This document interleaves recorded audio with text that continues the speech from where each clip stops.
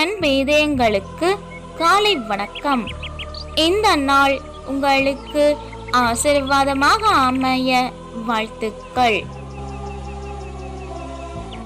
இப்புதிய நாளுக்கான ஆசீர்வாத இறைவசனம் விடுதலை பயணம் அதிகாரம் 15 இறை வார்த்தை 11. ஆண்டவரே, தெய்வங்களுள் உமக்கு நிகரானவர் எவர்? தூய்மையில் மேலோங்கியவர், அஞ்சத்தக்கவர், புகழ்ச்சிக்குரியவர், அருஞ்செயல் ஆற்றுபவர் ஆகிய உமக்கு நிகர் யார்? அற்புதமே, அதிசயமே,